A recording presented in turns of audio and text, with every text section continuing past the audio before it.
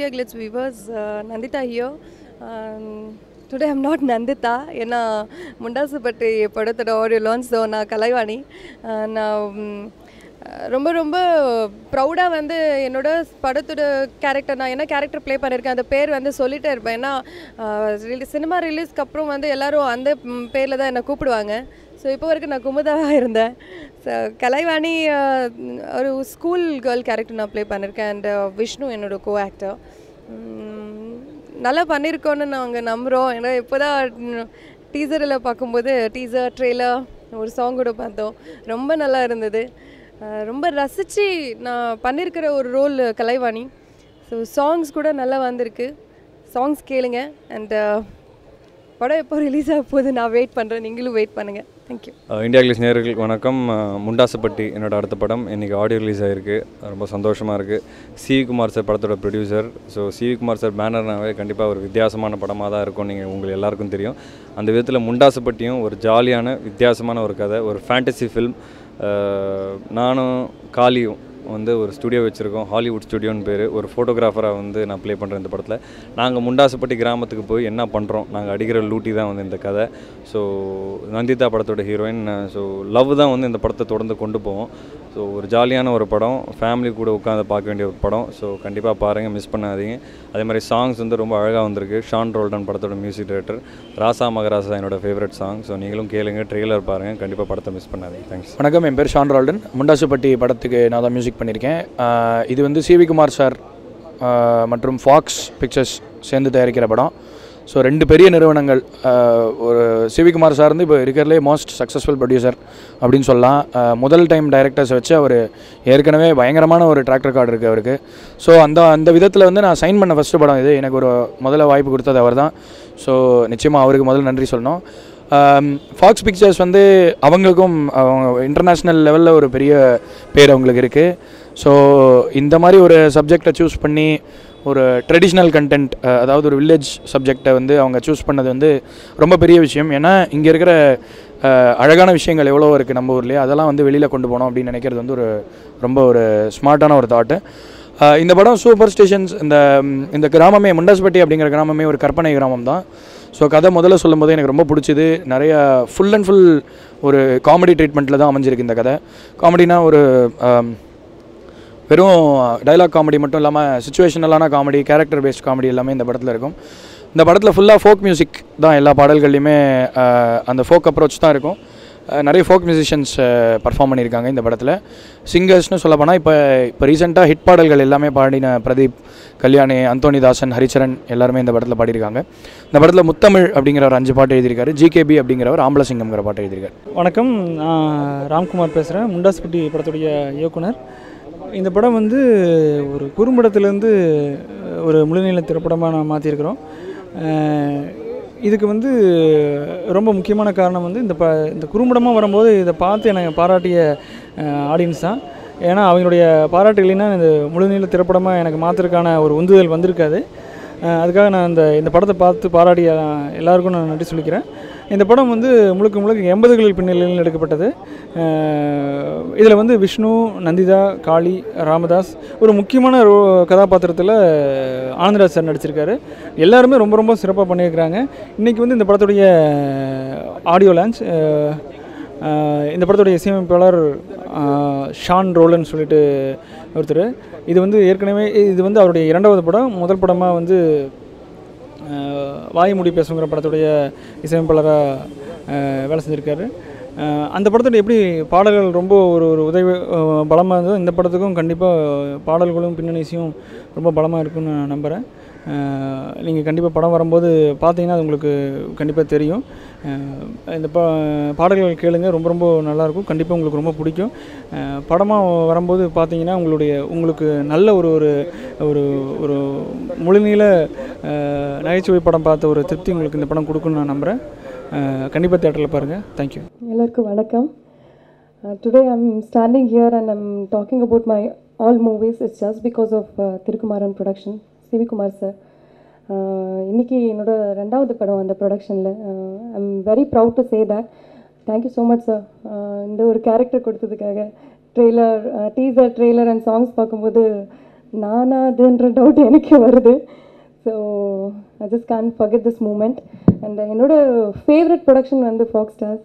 So 2 production சேர்த்து இந்த படம் பண்ணும்போது I'm also part of it. And சொல்லும்போது I'm very happy. And Ramkumar sir பற்றி நான் சொல்லி ஆகணும். அவரோட first movie but short movies பண்ணியிருக்காங்க. நம்ம படம் ஒர்க் பண்ணும்போது அப்படி எந்த அவங்க வந்து வேறு டைரக்டர்கிட்ட ஒர்க் பண்ணலான்றது தெரியவே இல்லை. அவ்வளோ ஜாலியாக ரொம்ப சைலண்ட் அவர். ஸோ காமெடி மூவிஸ் பண்ணும்போது எங்களுக்கு வந்து நிறைய இம்ப்ரூவைஸ் பண்ணுறதுக்கு இடம் வேணும். ஸோ அந்த ஸ்பேஸ் கொடுத்தாங்க. Thank you so much. And songs are really nice. நீங்கள் எல்லாம் கேட்டீங்க இப்போது. Thank you again. ரிலீஸ் டைமில் நம்ம மீட் பண்ணலாம். தேங்க்யூ. எல்லாருக்கும் வணக்கம். எங்கள் கதாநாயகன் அவர் சொல்லும்போது நிறைய டவுட் இருந்தது. ஏன்னா நிறைய கதாநாயகர்கள் இங்கே இருக்காங்க. ஒன்று வந்து நம்ம ராம்தாஸ் அண்ணா, அங்கே எப்போவுமே அங்கே கலாய்ப்போம் வர. இந்த படத்துக்கு நான் ஹீரோவா நீங்கள் ஹீரோன்னு ஒரே டவுட்டாக இருக்குது. ஏன்னா எல்லா பஞ்சும் எல்லா காமெடி அவருக்கு தான் வச்சுருக்காங்க.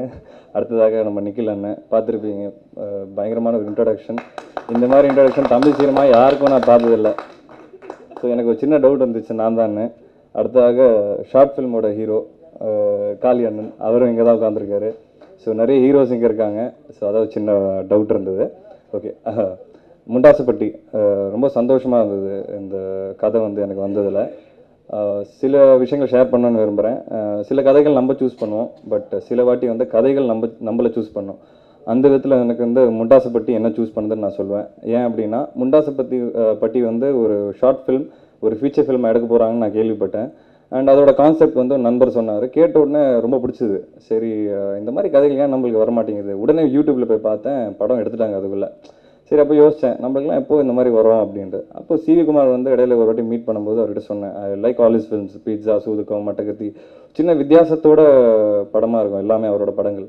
ஸோ சார், இந்த மாதிரி ஏதாவது டிஃப்ரெண்ட்டாக பண்ணிங்கன்னா நீங்கள் சொல்லுங்கள் சார், நான் கண்டிப்பாக பண்ணுறேன் அப்படின்னு சொல்லியிருந்தேன். கரெக்டாக ஒரு மாதம் 2 மாதம் கழிச்சு கால் பண்ணார். திடீர்னு கால் பண்ணிவிட்டு இந்த மாதிரி நான் ஒரு ஸ்கிரிப்ட் அனுப்புகிறேன் கேளு அப்படின்னு. என்ன சார் ஸ்கிரிப்ட் அப்படின்னு. முண்டாசுப்பட்டினார். அப்போ தான் எனக்கு தோணுச்சு, சில விஷயங்கள் வந்து லைஃப்பில் நம்ம டிசைட் பண்ணுறதோட லைஃப் வந்து ஆட்டோமேட்டிக்காக டிசைட் பண்ணுன்றது. ஸோ ட்ராம் சார் வந்தார், ஷார்ட் ஃபிலிம் காமிச்சார். அப்போ தான் ஃபஸ்ட் டைம் பார்த்தேன். ரொம்ப இம்ப்ரெசிவாக இருந்தது. ஷார்ட் ஃபிலிம் பார்த்த உடனே எனக்கு ஒரு பயங்கர நம்பிக்கை வந்துருச்சு. இதுக்கு தான் நம்ம வெயிட் பண்ணிட்டு இருந்தோம். ஏன்னா இது வரைக்கும் பார்த்தீங்கன்னா எல்லா கதாபாத்திரம் பார்த்தீங்கன்னா எனக்கு கிடைச்ச கதாபாத்திரங்கள் எல்லாமே வந்து ஒரு சீரியஸாக கொஞ்சம் சோகமாகவே இருக்கும். பட் ஃபஸ்ட் டைம் வந்து ஒரு டிஃப்ரெண்ட்டாக பிகினிலேருந்து கடைசி வரைக்கும் ஜாலியாக இருக்கிற ஒரு படமாக இருக்கும். படம் முடியும் போது யாரும் அழமாட்டாங்க, சிரிப்பாங்க. அப்படின்னு எனக்கு ரொம்ப சந்தோஷமாக இருந்தது கேட்கும்போது கதையை.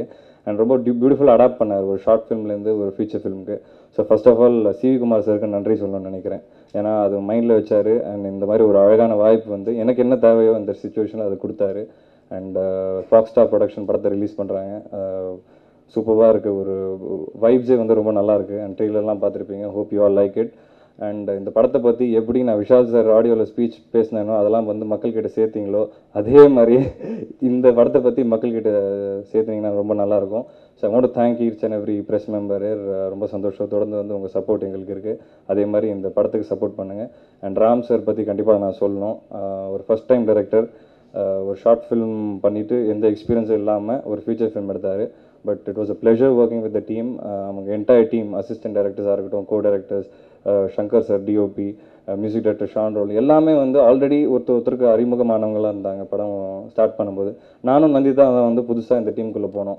பட் ஒரு 3வது 4வது நாளே வந்து ஒரு ஃபேமிலி மாதிரி ஆகிட்டோம். ஏன்னா தொடர்ந்து வந்து ஃபஸ்ட் டைம் நான் வந்து இது வரைக்கும் பண்ண படங்கள் ஒரே ஷெட்யூலில் இந்த படம் முடிச்சிருக்கோம். போனோம், 2 மாதம் ஷூட் பண்ணோம், வந்துட்டோம். ஃபஸ்ட் டைம் வந்து இது நடந்தது. அப்போ தான் சிவி குமார் சாரோட ப்ரொஃபஷனலிசம் பற்றி எனக்கு தெரிஞ்சிச்சு. And I was very happy. ஒரு ஃபேமிலியாக வந்து ஆகிட்டோம். அண்ட் படம் முடிஞ்சு வரும்போது ஒரு சின்ன சோகம் இருந்தது. பட் அதே சமயத்தில் ஒரு சந்தோஷமாக இருந்தது, ஒரு நல்ல படத்தில் நம்ம இருக்கோம் அப்படின்றது. So thank you every one. Thanks. எல்லாருக்கும் வணக்கம். முக்கியமாக பத்திரிகை மற்றும் கூட நண்பர்கள் வணக்கம். இந்த வாய்ப்பு, இந்த ப்ரொடக்ஷன் எனக்கு 3வது படம். அதனால் சிவகுமார் சாருக்கு நன்றி. அப்புறம் ராம்குமார் அவருக்கு நன்றி சொல்ல முடியாது, ஏன்னா அவருக்கு நண்பர். அவர் வந்து படத்தில் எல்லாருமே நல்ல எஃபோர்ட் போட்டு ஒர்க் பண்ணியிருக்காங்க. ரொம்ப சந்தோஷமாக இருக்குது இந்த டீமில் ஒர்க் பண்ணது. என்னென்னா நடித்தது ஒரு நல்ல எக்ஸ்பீரியன்ஸாக இருந்துச்சு. இதுக்கு முன்னாடி நடித்த படங்கள்லையும் சரி, இதுக்கப்புறம் இப்போ நடிச்சிட்டு இருக்கிற படங்கள்லையும் சரி, இது ஒரு வித்தியாசமான அனுபவமாக இருந்துச்சு. அதனால் எல்லாருக்கும் இந்த படம் பார்க்குறதும் ஒரு வித்தியாசமான அனுபவமாக இருக்கும்னு நம்புகிறேன். படம் நல்லா வந்திருக்கு. நன்றி. இது முழுக்க ஒரு கற்பனையான ஒரு கிராமம் தான். ஏன்னா இந்த படத்தில் வந்து ஒரு கதையில் வந்து நிறைய மூட நம்பிக்கைகள் சார்ந்த சில விஷயங்களை சொல்கிறோம்.